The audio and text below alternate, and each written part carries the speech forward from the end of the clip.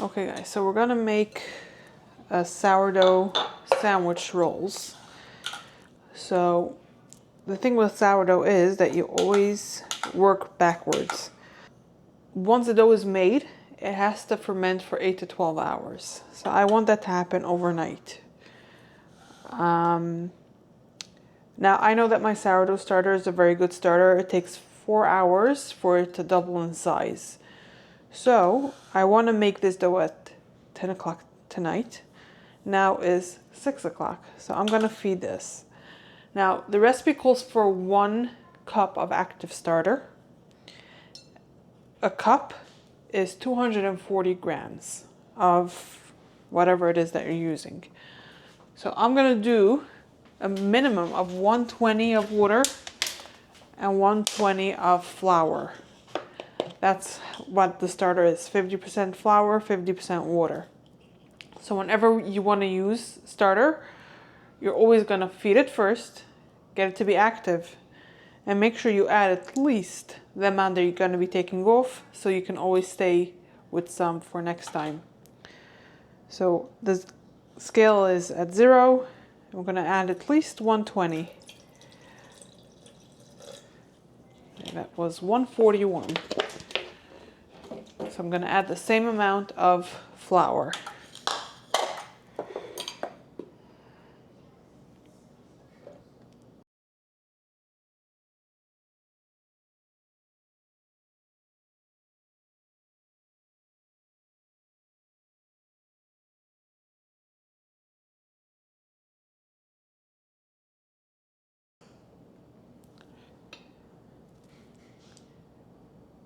In today's video,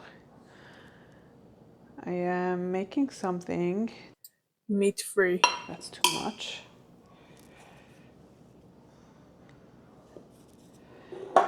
It's gonna be meatless meatball subs. So I am starting off with the rolls that we're gonna make the subs on.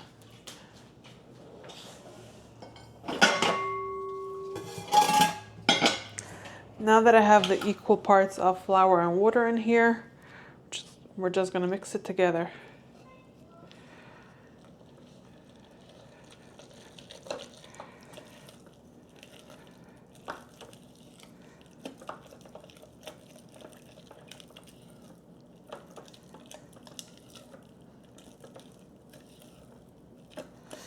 You want to make sure that there's no dry flour and that it's all incorporated.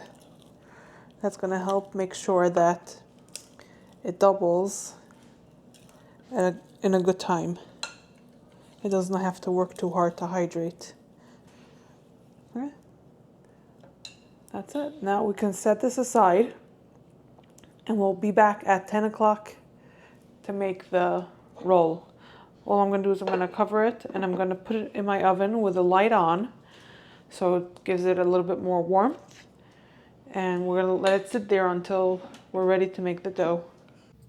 It's now later at night and I'm going to be making the dough. I'm showing you here the butter. This is a half a cup of butter. This is for a double recipe. But as I continued making it, I forgot that I'm doubling it. I only put in the ingredients for 1 recipe. Thankfully, I remembered on time before I started kneading it. I remembered and I added another recipe of the ingredients. Like that, I had a full double recipe. Now what I am adding is 1 cup of the starter, the sourdough starter, 3 cups of all-purpose flour. The recipe calls for bread flour, but they write that all-purpose also works. 1 cup of water, 2 tablespoons of honey, 1.5 teaspoons of salt, and a 1/4 cup of unsalted butter at room temperature.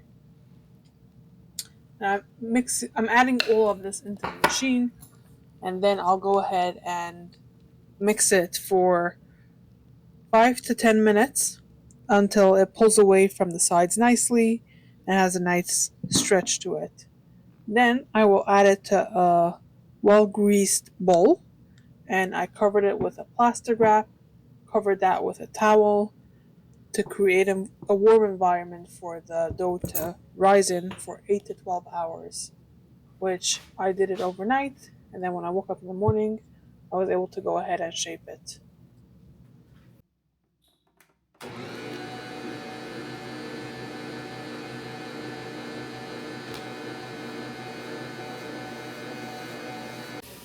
Now that it's all come together as a nice dough and I transferred it to the greased bowl, I am covering it with the saran wrap. And I'll get out a towel and cover it with that as well. And we'll have it sit like this on the counter overnight. Now that it's morning and it's time to shape the dough, I'm gonna remove the dough from the bowl onto a lightly floured counter, which then I will divide the dough into 12 equal pieces. And because this is double, I'm doing 12. The recipe makes 6. Now I'm dividing the dough in half so I can work with each batch separately. I'm going to divide it into 6. And then to shape it, I'm going to roll it out with a rolling pin until it is about a 1/4 inch thick. And then I'm going to roll it up. And what I forgot to do was pinch the sides, but it didn't really affect it. So it's okay if you forget it too. I'm going to pinch the ends closed. Look over here. You see I'm rolling it out with a rolling pin. And then I am rolling it up and placing it on the parchment lined cookie sheet. After this, we're gonna let this rise again. I'm gonna cover it with a plastic again and a towel again, and this will sit for 1 to 3 hours until it has doubled in size.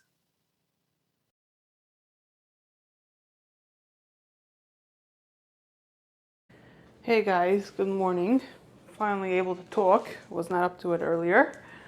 So, I recorded how I shaped it. It's been about an hour and a half now, and this has doubled in size. So, I'm going to remove this. And I have preheated my oven to 375. And what we're going to do is I have a little bread lime, scorer, whatever you want to call it. I'm going to make a few little slits on each of them.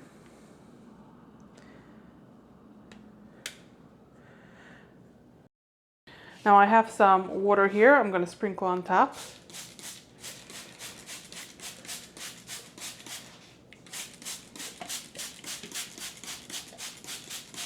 Now the recipe says to bake this for 15 to 20 minutes, and it said for a crispier top to put water and spray it again mid-baking. So I'm going to put it in the oven. I'm going to make a timer for 10 minutes, spray it, and let it bake for another 5, check it, and see if it needs the 15 or 20 minutes. So I'll see you soon. Oh, it's not been 10 minutes. Let's give it a try. Yeah, it will be 10 minutes.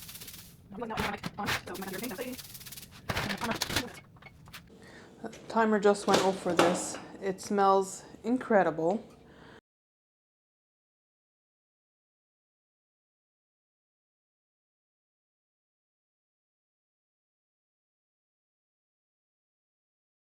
I'm gonna take these out.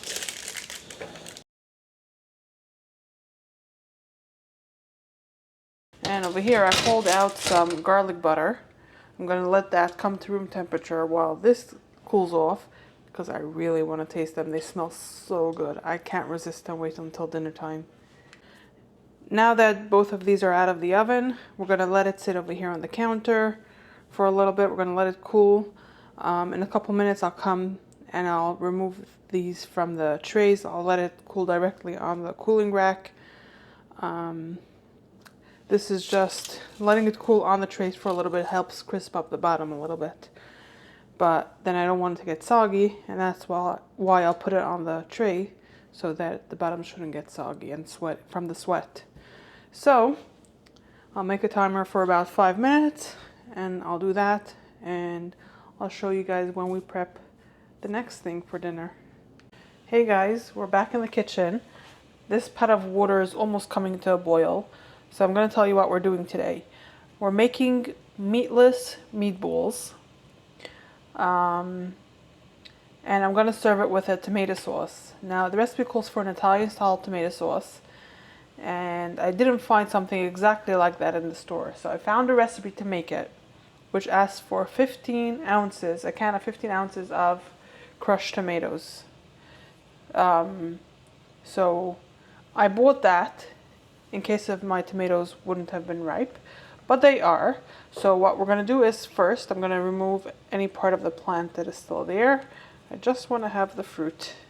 Now I'm going to make a slit on the bottom,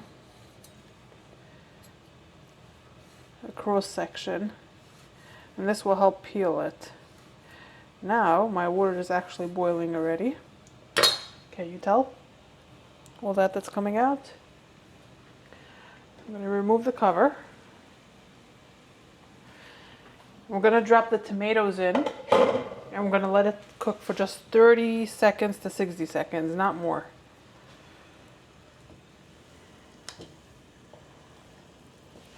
Now I got some ice water ready here for when this will come out. We'll drop it in here to stop the cooking process. I see it peeling already, so we're going to take it out.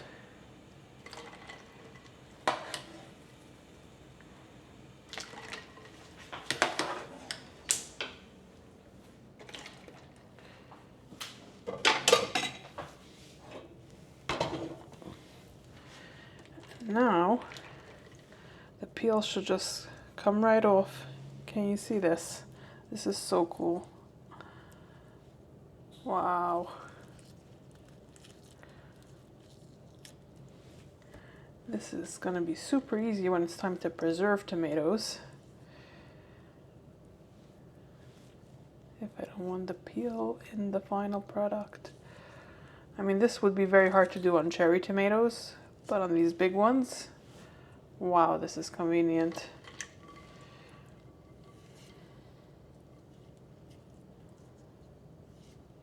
So this process doesn't actually cook the tomato. It just gets it hot enough, the first layer of skin, so that you can peel it easily.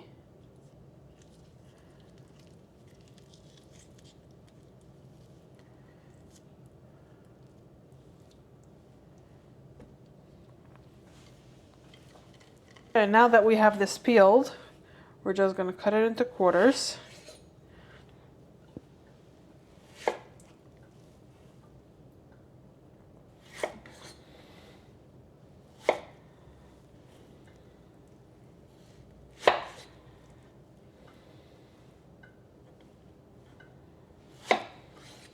I think I'm going to core it as well, because I don't want the tough centers to be in the final product as well.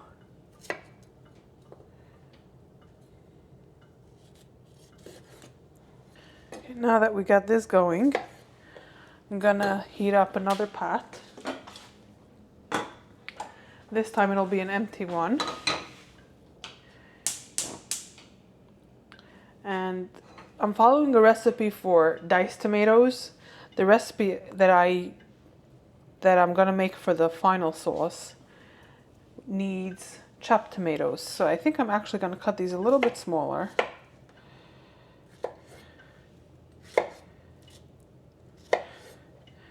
And it's also a recipe that's meant for canning. So when it's canning, it gets cooked up again, and that process helps it break down more as well. But because I'll be using it fresh, I'll go ahead and do this extra step. Okay, now that this is getting hot, I'm gonna start by adding a little bit of the tomatoes. And I have a muddler here.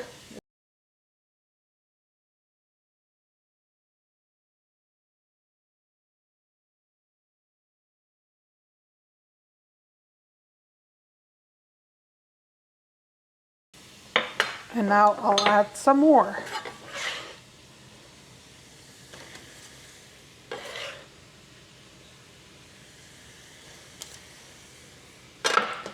I'll muddle these as well, just a little bit.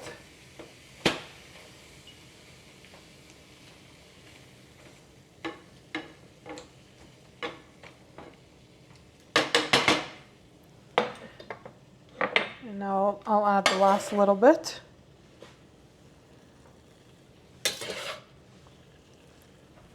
Along with a half a teaspoon of salt. And I'm going to muddle it one more time.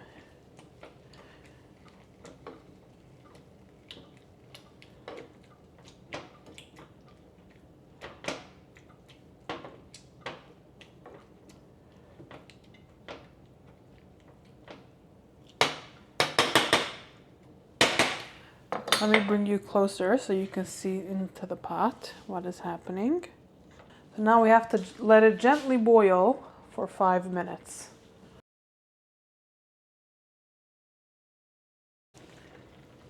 Okay, now it's on the last 30 seconds of cooking, and you can see how nice and soft these have gotten. As soon as my timer buzzes, I'm gonna turn off the heat. I'm gonna move the pan over away from the hot burner, and we'll go outside, harvest some basil to be able to make the actual tomato sauce that we are working towards over here.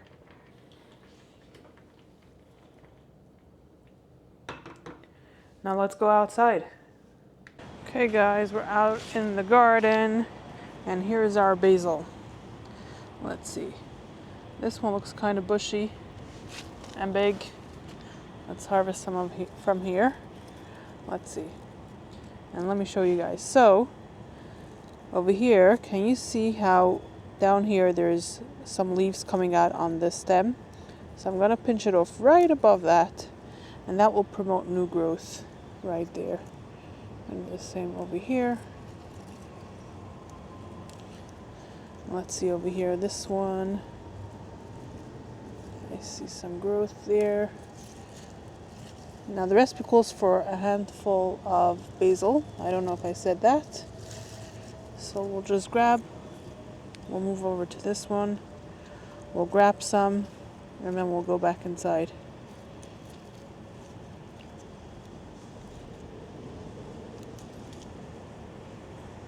Let me go to the other side. I think I'm gonna leave the rest. We have enough here, minus this one that's not good. I think we have enough. Okay, we're back in the kitchen. I already rinsed and dried the basil. It's now sitting on a towel, and we're gonna let it dry until we're ready to put it into the final product. Now the recipe calls for a 15-ounce can of tomatoes. So I have my bowl here on a scale. I'm gonna measure out 15 ounces of this. Okay, we're at 15.3. I'm happy with that. Okay, we're now ready to make the final tomato sauce. So we're gonna start off with 2 tablespoons of olive oil.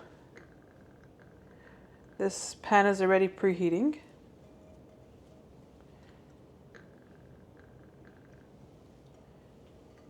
Now in here I have 1 garlic.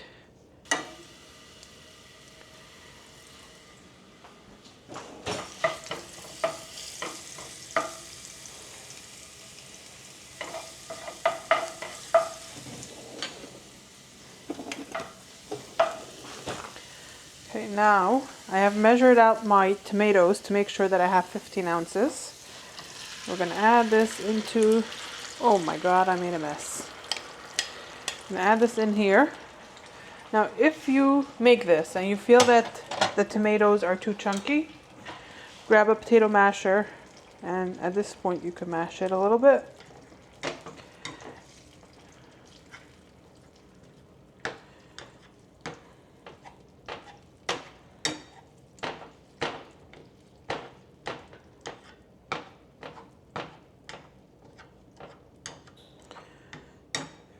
Feels good now. Now we're going to add a pinch of salt. And guys, a pinch is not a pinch. This is a pinch. Okay, we're going to mix this together, and we're going to let it reduce slightly for about 8 to 10 minutes over medium heat. And after that, we can turn off the heat and add the freshly chopped basil.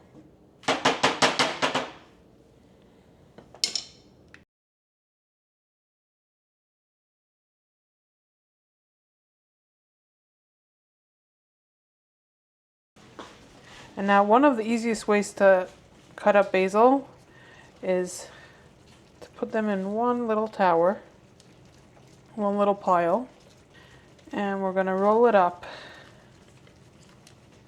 It's easier to do it with bigger ones, bigger basil leaves that you buy in the store. Now that this is done, I'll turn off the heat. I'll leave it there. And now we cut these as narrow as possible, and we get little ribbons. You can't tie it on yourself. And we're gonna add these to our tomato sauce. I'm gonna mix it in, and I'm gonna move this off the heat. So I want to start making the meatless meatballs right now. So we're going to start with chopping up the vegetables. I'm going to double the recipe. So everything that I'm telling here, do half of that. The recipe makes 2 servings. So we're a family of 3, and I'm having a friend come over.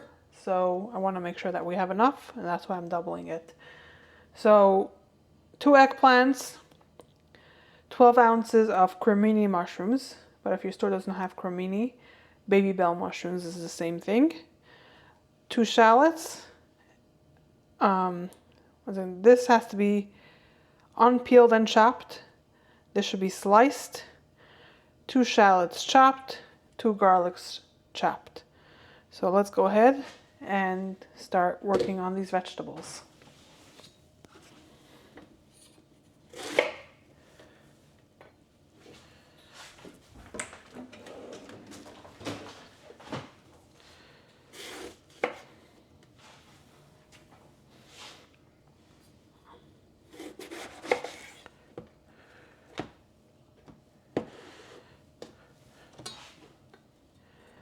If you guys have an easier way to dice up eggplants, let me know.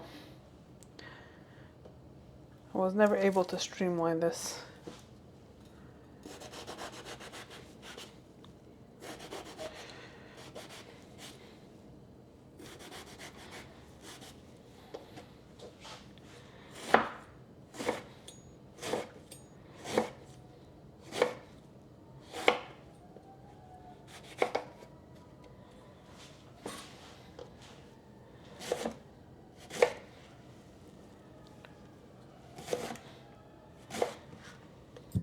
Now on to the mushrooms. What I like to do is I remove the stem, and then I go from the inside and I peel back the first layer.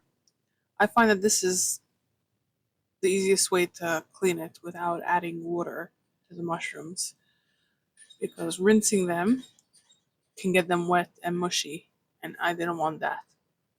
So I'm going to go ahead and peel all of the mushrooms.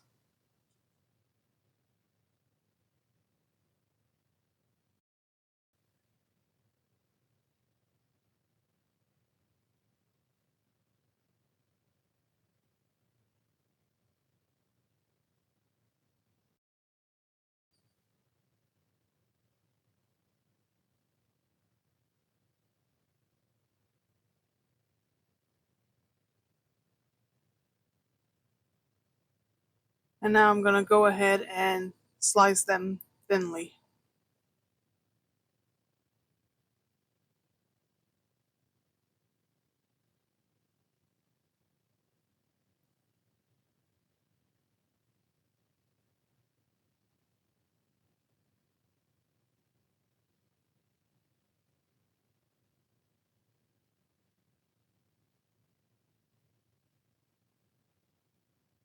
Now we can go ahead and dice the shallots.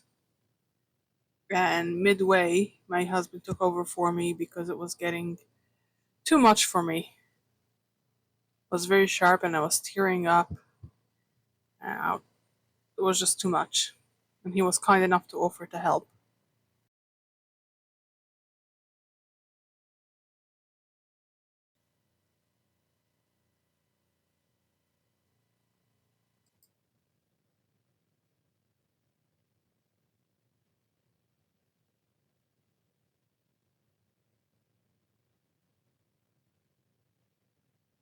And then I'm going to have him chop up the garlic as well.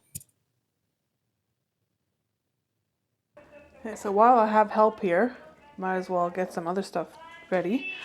So I realized with the eggplant, once I cut it up, that it won't fit in this pan. So we're going to do it in this. I'm going to get the heat going.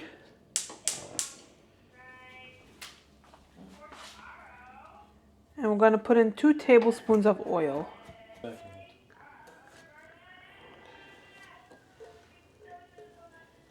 And once it's hot, we're going to add the eggplant in with a 1/4 teaspoon of salt.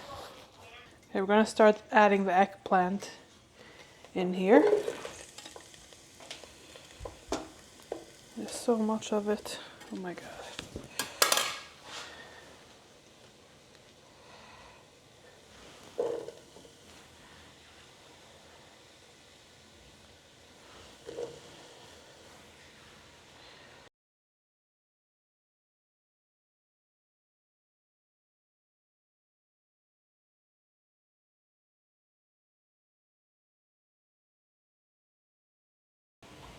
Okay, now the recipe said to cook this for about 5 minutes until it's softened and starting to brown a little bit, which we're at that point. So now we can add the mushrooms and the shallots and the garlic as well. We're gonna mix this in and gonna let this soften until the mushrooms are about also starting to golden brown, which is also like another 4 to 5 minutes.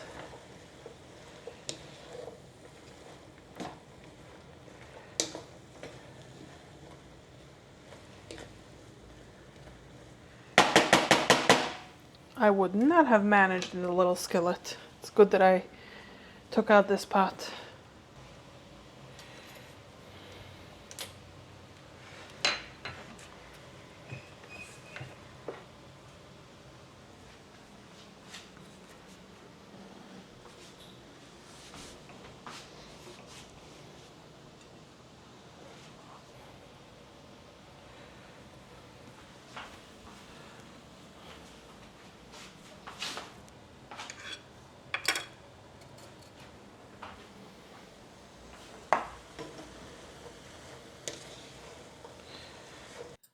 I will now call this done.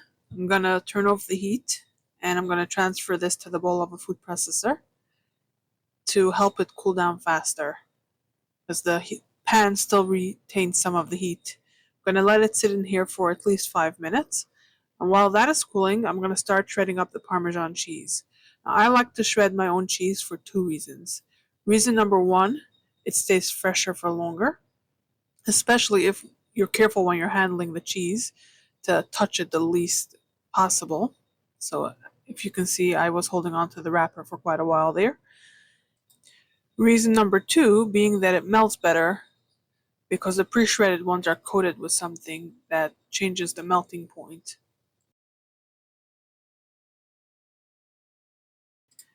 Now that it's been more than 5 minutes and the vegetables have cooled, I'm going to add in a 1/2 cup of cooked brown rice at room temperature. I actually didn't have brown rice, I used regular white rice.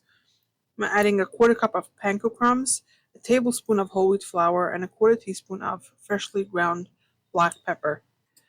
Next, we're going to pulse this about 15 times until the mixture comes together nicely. And once it's at that point, I'm going to start shaping them into balls. Now, I thought that I can skip a step of like shaping it. I thought I can just scoop it and it'll be fine. But you'll see that I'm struggling with that. When I started over the first batch, when the bottom got nice and crispy, I tried flipping them. The bowl itself separated from the bottom, and the crust stayed sticking to the bottom of the pan. So I decided to move that to the back burner. I'm starting again another batch that I am using my scooper to scoop, and then I am boiling it up so that it can be firmer on the inside and hopefully easier to flip. And it was easier to flip. Now I'm going to show you over there how it just became one big mush.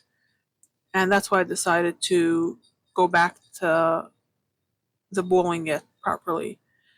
As you can see, the second time when I'm shaping it, I'm having no issues flipping it. Here you go. You see, it's just one big mush.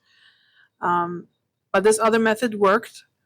But later on, with the next batch, it was falling apart again. So I decided to try making them into patties, and that worked beautifully. So Next time I make this, because I want to make it again, it was really delicious, I am going to make sure that I use the correct amount of ingredients and the correct ingredients. And I think I will make them into patties right away because they were significantly easier to handle.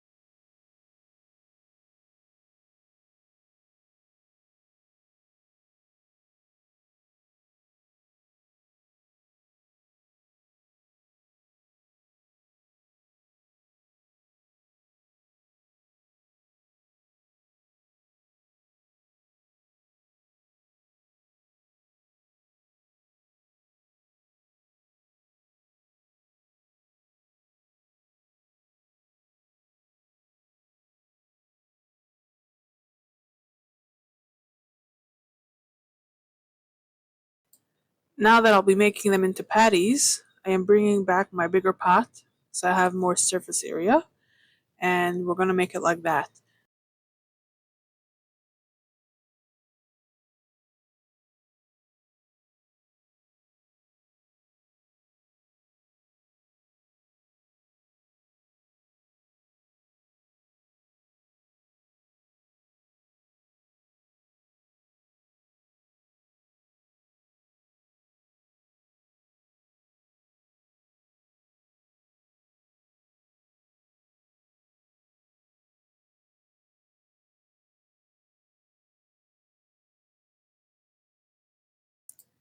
And before I show you how we assemble these sandwiches, I'm first going to take you back to earlier today when I prepared the side dish that we're going to have alongside these sandwiches, which is a Blintz Pie. It's a family favorite. We've made it many times before, and it's always a hit.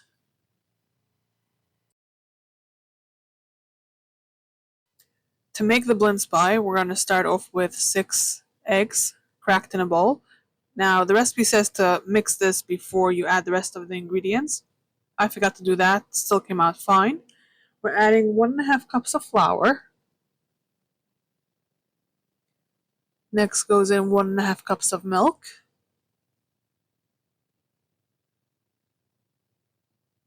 See, I was wondering why it was pretty thick, my mixture. Now I see why.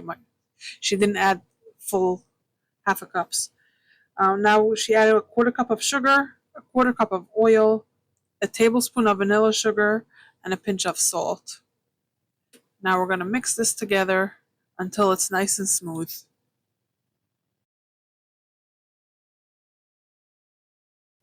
I got out a spatula, and now I'm going to clean off the edges by mixing it all in. I am preheating my pan, and once that's ready, we're going to start making the crepes. Now that the pan is hot, I'm going to start making the crepes by using an ice cream scooper. I am putting that into the pan, swirling it around to get it as smooth as possible. And I'm going to flip it, let it cook on the other side for a couple seconds, and then remove it from the pan and continue doing this until it is all completed.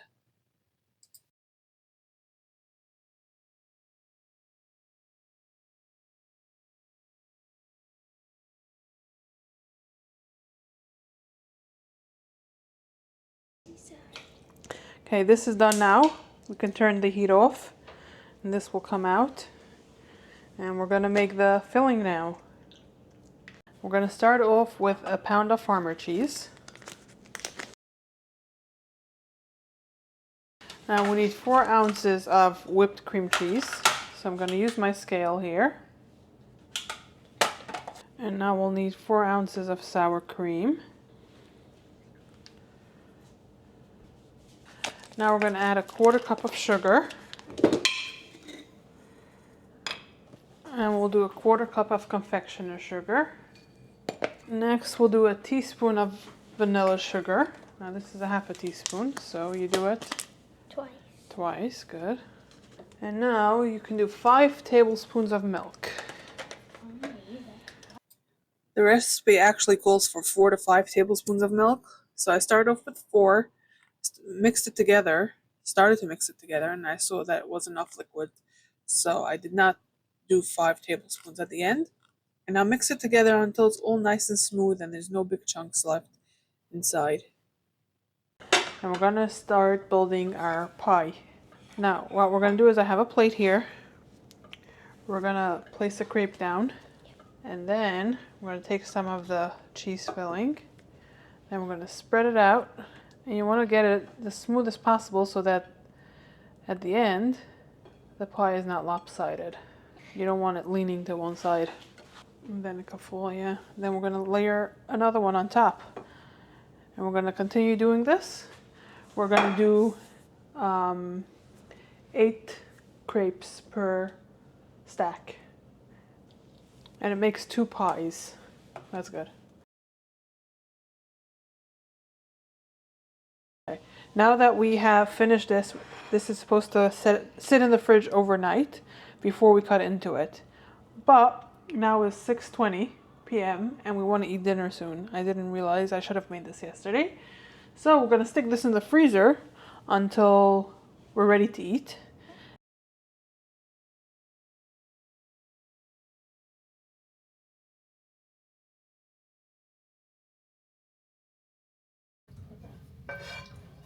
And we're gonna put the sauce that we made on the roll, spread it in a nice even layer.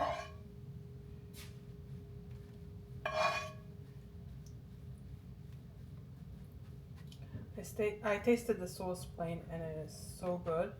And the interesting thing about it is that it's actually sweet.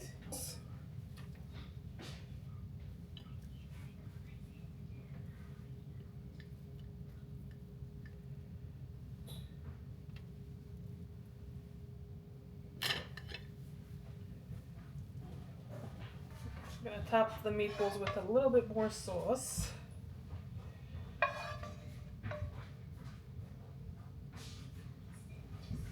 Sprinkle some of the Parmesan cheese. We're gonna put this into the oven under the broiler for 1. Okay, we're getting it out now. Let's see. Now I have some more fresh basil here that we had put aside earlier, and we're just gonna tear it and put it on top.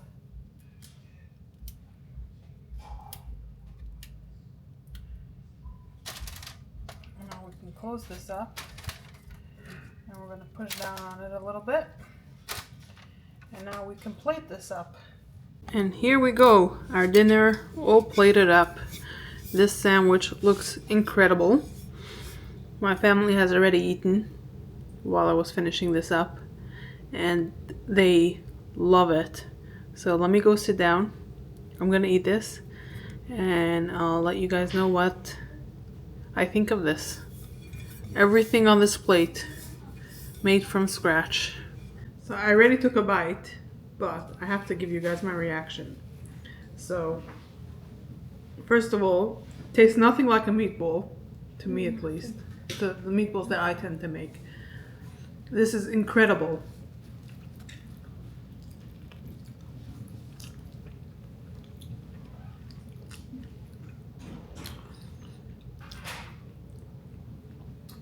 I'm just trying to think. It has a little bit of a eggplant Parmesan flavor, but on a roll with just a little bit of cheese and the homemade sauce, it is so good. I love this. This is definitely going to be on our menu for the 9 days, and I think it's going to become a part of our rotation. And this I already know is good. I've made this many times in the past, and this has always been a family favorite. So thank you so much for watching. I'll see you guys on the next one. If you've made it this far, show me your support by hitting the like button. If you want to watch more videos like this, hit the subscribe button and the bell to be notified whenever I post a new video. And if you want to watch more, I'll put up 2 more videos for you up here on the screen so you can watch between now and my next upload.